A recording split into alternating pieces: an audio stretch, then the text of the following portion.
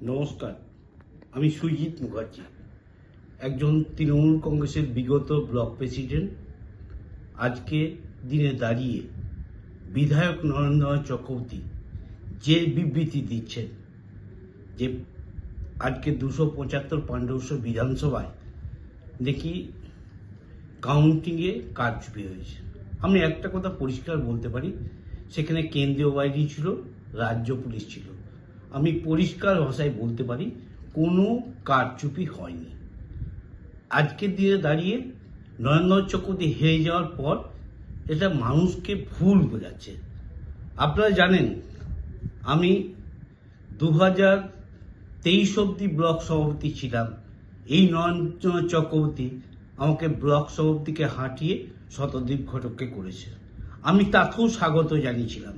কিন্তু আজকের যা পরিস্থিতি হয়েছে, আমি মাননীয় নরেন্দ্র চক্রবর্তীকে বলতে চাই যে আজকের দিনে যারা তৃণমূল করার জন্য, যারা ঘর ছাড়া, যারা অ্যারেস্ট হচ্ছে, তাদের পাশে আপনি থাকছেন না কেন?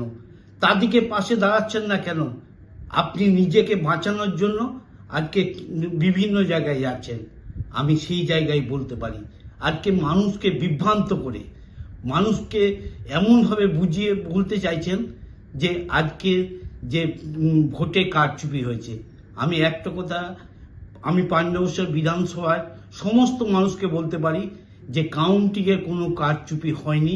সেখানে কেন্দ্র বাহিনী ছিল, রাজ্য পুলিশ ছিল। আজকের দিনে দাঁড়িয়ে যে বিগত বিধায়ক মানুষকে যে ব্যবহার করেছে, মানুষের সাথে মানুষ তার রায় দিয়েছে, এটা পরিষ্কার হয়ে গেছে।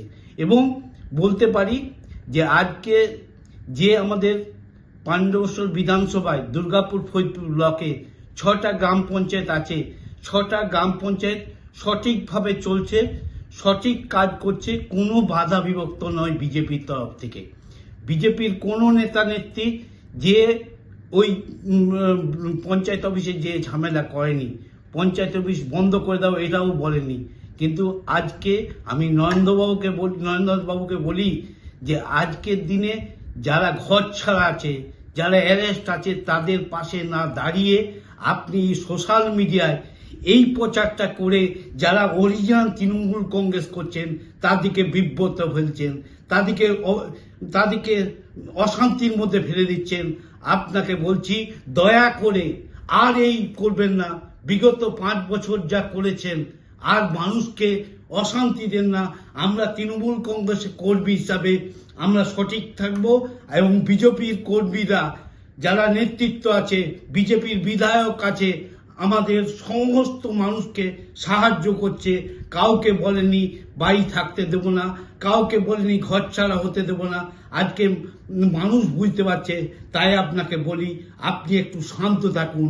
আপনার এই অশান্তর জন্য যারা অরিজিনাল তৃণমূল কংগ্রেস করছে তারা বিপদে পড়বে। তারা এখন ঘর ছাড়া আছে, কেউ জেলে আছে।